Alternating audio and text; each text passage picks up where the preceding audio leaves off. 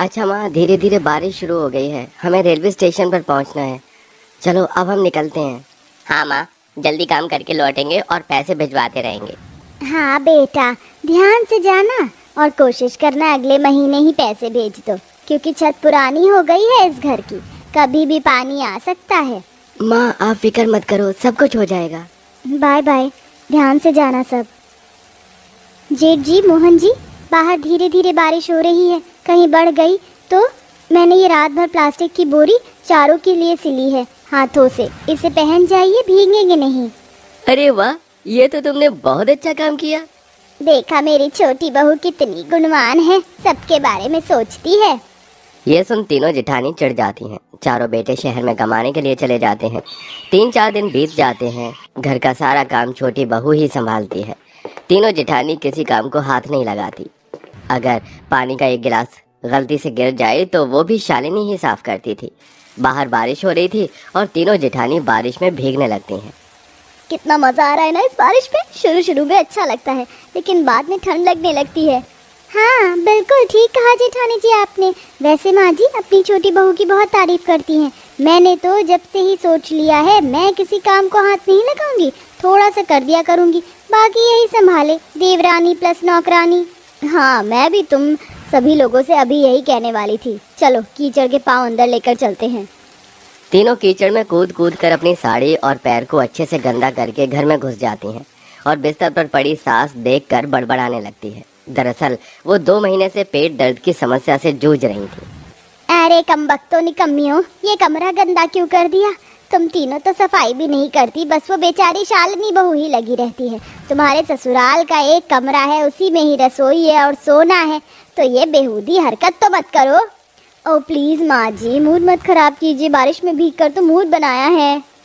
बनाओ तुम्हारा मूड, शर्म नहीं आती मेरे बेटों के जाने के बाद तुम तीनों तो और सर पर चढ़ गई हो। सर पर इसलिए चढ़ गए हैं माँ जी क्योंकि उसके ऊपर की कोई और जगह नहीं है। और रही बात दिल, तो दिल में तो आपके लिए शालिनी प्यारी बहू रहती है, उसकी तारीफ कीजिए और काम भी उससे करवा लीजिए। हाँ ये कीचड़ भी वही साफ कर देगी, सुन लिया ना शालिनी तुमने, और हमारे कपड़े भी। जेठानी जी मैं सारी सफाई कर दूंगी, आप बस चिल्लाइए मत। आप जानती हैं माँ जी की तबीयत खराब है, कहीं और खराब ना हो जाए। Whatever, पता नहीं कहाँ इस एक कमरे के ससुराल में फंस गई मैं इन गंवार लोगों के साथ। दीदी बाहर पैर धो लीजिए, फिर मैं सफाई कर दूंगी। तीनों जेठानी बाहर पैर धोकर कपड़े चेंज कर लेते हैं और फिर शालिनी को वो जगह और उनके कपड़े साफ करने पड़ते हैं। ऐसे ही शाम को शालिनी खाना बना रही थी, फिर भी तीनों बहू बैठे बैठे गप्पे लड़ाते हुए कहती हैं, अरे बहुत भूख लग रही है, जल्दी से खाना बना कर लाना और आज आलू की भुजिया बना देना। मैं दाल चावल बिल्कुल नहीं खाने वाली शालिनी। दीदी 4 आलू थे, उसकी भुजिया नहीं बन सकती, इसलिए मैंने चावल में डालकर पुलाव बना दिए हैं, वही खाने पड़ेंगे, कल मैं सब्जी ले आऊँगी। अरे तुझे पता नहीं है घर में अगर 4 आलू है तो सब्जी जाकर ले आऊँ। दीदी बाहर बारिश बंद ही नहीं हुई तो मैं कब जाती सब्जी लेने? बारिश में भीग कर जाती, और कैसे जाती? बहाने हैं बस तेरे। बस कर बहू, फिर वही बातें, पूरे दिन वो काम करती रहती है और तुम तीनों जैसे अभी बैठी रहती हो। पूरे दिन तीनों में से किसी से सब्जी नहीं लाई गई, आखिर तुम तीनों भी इस घर की बहू हो। माँ जी बहू हैं तो सूली पर लटक जाएं। इस शालिनी के आने से पहले हम तीनों ही काम कर रही थी, अब थोड़ा सा अगर ये कर लेगी तो क्या हो गया? वैसे भी बारिश और कीचड़ में से मेरे से काम नहीं होता, मुझे किचकिच से लगती है। दीदी मैं कल बना दूंगी, आप परेशान मत होइए। शालिनी सबको खाना परोस देती है कि बारिश का पानी धीरे धीरे खिड़की पर आने लगता है और सुनैना भीग जाती है। ए भगवान, यहाँ पर तो पानी आ रहा है, अगर यहाँ पर पानी आता रहा तो हम तीनों बैठकर खाना कैसे खाएंगे? इस एक कमरे के अलावा हमारे पास कोई जगह भी नहीं है। अभी तो इस गरीब ससुराल में चारपाई भी नहीं है, और जो है वो सासू माँ की है। दीदी मैं साफ करती हूँ, आप आराम से खा लीजिए। बहू तुझे भी तो खाना खाना है, तू सफाई क्यों कर रही है? कोई बात नहीं माँ जी, मैं कर देती हूँ, बारिश का मौसम है, ये सब होना आम बात है। तीनों बहू आराम से बैठकर खाना खाती हैं और शालिनी बार बार उस जगह पर पोछा लगाकर सारा पानी धीरे धीरे बाहर निचोड़ देती है। ये करते करते उसे 1 घंटा बीत जाता है। बहुत थक गई, मैं ऐसा करती हूँ, इस खिड़की को ही किसी तरह बंद कर देती हूँ। बहू इस जूट की बोरी को ले ले, इसे लगाने के बाद पानी अंदर नहीं आएगा। हाँ माँ जी, मैं भी यही सोच रही थी।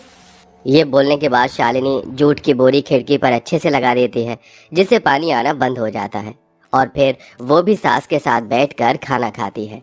ऐसे ही 2-3 दिन गुजर जाते हैं। बारिश के पानी ने शालिनी को सबसे ज्यादा तंग करके रखा था, क्योंकि तीनों जेठानी तो किसी भी काम को हाथ लगाकर राजी नहीं थी।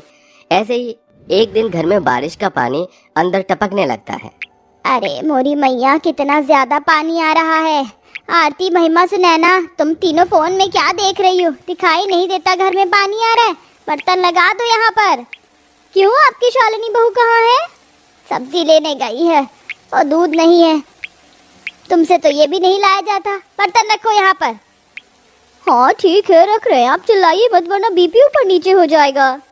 तीनों बहू मुंह बनाकर बारिश की आई हुई बूंद के नीचे बर्तन रख लेती हैं, लेकिन फिर बातों में लग जाती हैं, जिससे पानी बाहर आकर घर में और भर जाता है। इतने में भीगती हुई शालिनी आती है। शालिनी, इतनी देर लगाना जरूरी थी क्या? क्या कर रही थी तुम बाहर बारिश में? घर के काम से बचना चाहती थी क्या? मुझे तो यही लगता है। देखो, घर में पानी भर गया है, अब इसे तुम्हें ही निकालना होगा। जल्दी करो, हम कहाँ बैठे, सामान खराब हो जाएगा। हाँ दीदी, मैं भी करती हूँ। अरे बहू को कपड़े तो बदलने दो, वो बुखार में पड़ जाएगी। काम तो उसको ही करना है। ये जितनी देर में कपड़े बदल कर आएगी, पानी और भर जाएगा। समझ नहीं आ रहा आपको? जेठानी जी, फिक्र मत कीजिए, मैं हूँ ना। थोड़ी सी जगह से पानी आ रहा है, कल मैं इसका जुगाड़ कर दूंगी। शालिनी भीगी साड़ी में छींक मारकर बाल्टी भर भर के घर से बाहर पानी फेंकती है और घर का पानी सुखाने की कोशिश करती है। और तीनों जेठानी बुत बनकर खड़ी रहती हैं। बेचारी सास को अपनी छोटी बहू पर बहुत तरस आता है, क्योंकि वो अक्सर वही पिसती रहती है। हे भगवान, थक गई हूँ मैं, ऊपर से ठंड भी लग रही है। अरे खड़ी क्यों हो तुम? पोछा लगाओ ना जल्दी से, फिर बिस्तर भी बिछाना है। शुक्र है बारिश बंद हो गई, रात को सो पाएंगे। हाँ। फिर शालिनी पोछा लगाती है। धीरे धीरे उसे बहुत ठंड लगने लगती है और वो जैसे ही कपड़े बदलकर सोने जाती है तो उसकी निगाह छत पर जाती है। अगर अभी सो गई तो रात को फिर बारिश होने पर पानी आएगा। मुझे अभी कुछ करना पड़ेगा। शालिनी कुछ 7-8 लंबी डंडी को इकट्ठा करके किसी रस्सी से बांध देती हैं और फिर उसके ऊपर प्लास्टिक की 3 बोरी से चारों कोने जोड़ देती हैं, जिससे एक प्लास्टिक शीट तैयार हो जाती है। बहू, वो तीनों तो महारानी की तरह सो गई, तू ये क्या कर रही है? माँ जी, बारिश के पानी की वजह से मुझे नींद ही नहीं आई। जितनी जगह पर पानी आ रहा है उतनी जगह के लिए मैंने ये बना दिया है, जिससे रात को हम ठीक से सो पाएं। इसे लगा कर आती हूँ। सारी चिंता बहू तुझे ही होती है। इन तीनों को तो तेरे से कोई फर्क नहीं पड़ता। कोई नहीं माँ जी। शालिनी उसे छत के ऊपर पानी आने वाली जगह के ऊपर रख देती है और उस पर ईंट लगाकर सो जाती है। लेकिन रात को 2-3 बजे बारिश की ऐसी आंधी आती है जिससे वो उड़ जाता है और फिर से घर में बारिश की बूंदें टपकने लगती हैं। शालिनी उठ जाती है।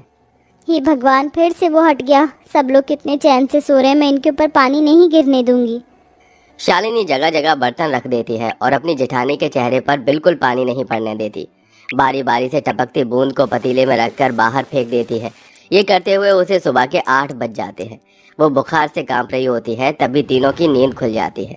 अरे वाह, क्या मस्त नींद आई है। ये शालिनी, गर्मा गर्म चाय बना दे। सुना नहीं तूने, माँ जी के साथ क्या बैठी है कंबल ओढ़कर? वो कोई काम नहीं करेगी सुनैना। आरती, महिमा बहू, उसकी तबीयत खराब है, तुम्हें दिखाई नहीं देता? बुखार में है वो। माँ जी, वो नाटक कर रही होगी। शालिनी, चुपचाप से चाय बना दो सबके लिए और थोड़े पकौड़े भी बना देना। तुम इतनी निर्लज्ज कैसे हो सकती हो? मुझे समझ नहीं आता।